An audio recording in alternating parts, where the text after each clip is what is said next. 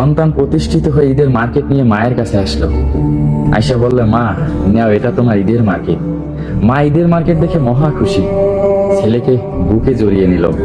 ছেলে তখন তার মাকে বলল, মা আমি শুনেছি সন্তান যদি গায়ের চামড়া খুলে মাকে জুতা বানিয়ে দেয় তাও নাকি ঋণ শোধ হবে না।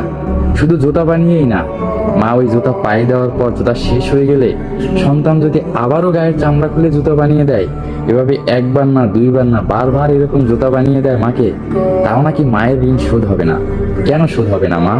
আমি যদি মাকে দেখাশোনা করি, ঠিক মতো ভরণ পোষণ দিই, তাহলেই তো মায়ের ঋণ শোধ হয়ে যাওয়া লাগে।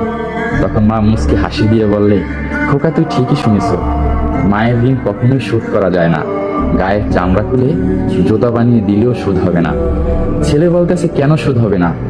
আমাকে একটু বুঝিয়ে বলো। মা মুচকি হাসি দিয়ে বলে, তোর বুঝতে হবে না, যা ঘরের টেবিলের উপরে তোর জন্য আমি খাবার রাখছি, খাবার খা। ছেলে বলে, না আমি খাবার খাবো না, তুমি বলো কেন সন্তান গায়ের চামড়া খুলে মাকে জুতা বানিয়ে দিলেও মায়ের ঋণ শোধ হয় না? তখন মা বলল, আচ্ছা ঠিক আছে, টেবিলের উপরে আমি তোর জন্য যে খাবার রাখছি ওই খাবারটা এনে আমাকে খাইয়ে দে। ছেলে ঘরের ভিতরে চলে গেল, খাবার নিয়ে আসলো। আয়শা মাকে প্রথমবার মুখে খাবার তুলে দিল। মা খাবার খাইতেছে আর গাছের দিকে ইশারা দিয়ে বলতেছে, আচ্ছা খোকা ওই যে গাছে বসা ওটা কি? ছেলে বলতেছে, মা ওটা কাক। মা চুপ হয়ে গেল। দ্বিতীয়বার ছেলে আবার মায়ের মুখে খাবার দিল। মা খাবার নিয়ে খাবার খাচ্ছে আর গাছের দিকে ইশারা করে বলতেছে, আচ্ছা খোকা ওই গাছে যেটা বসা ওটা কি?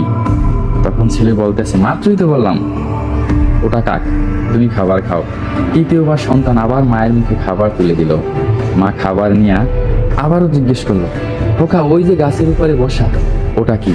এবার ছেলে রাগ হয়ে গেল। সে বলল, মাত্র না বললাম ওটা কাক পাখি, বারবার জিজ্ঞেস করার কি আছে? মা চুপ হয়ে গেল। চতুর্থবার ছেলে আবারও মায়ের মুখে খাবার দিল। মা এবার খাবার নিয়ে মুখ থেকে খাবারটা ফেলে দিল আর গাছের দিকে পুনরায় ইশারা করে বলল, আচ্ছা খোকা ওই যে গাছের উপরে বসা ওটা কি? ছেলে এবার পুরোপুরি রাগ করলো। সে হাতে থাকা প্লেটটা ফেলে দিল আর বলল, তুমি কি শুরু করেছো? আমি বারবার বলছি না ওটা কাক পাখি, এত জিজ্ঞেস করার কি আছে? এটা বলে খোকা দাঁড়িয়ে গেল। তখন মা মুচকে হাসি দিয়ে বলল, খোকা তুই যখন ছোট ছিলি আমি তোকে এখানে বসে খাবার খাওয়াইতাম, আমি তোর মুখে খাবার দিতাম, তুই খাবার খাইতি আর ওই গাছের দিকে ইশারা দিয়ে বলতি, মা ওটা কি? আমি বলতাম কাক।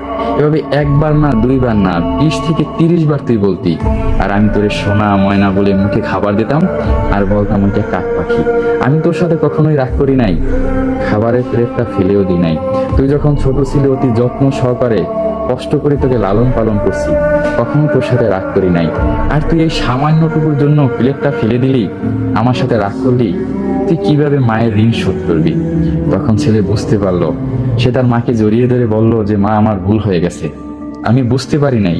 ঠিকই বলা হয়ে থাকে যে সন্তানের গায়ের চামড়া খুলে যদি মাকে জুতা বানিয়ে দেয় তাও মায়ের ঋণের শোধ হয় না।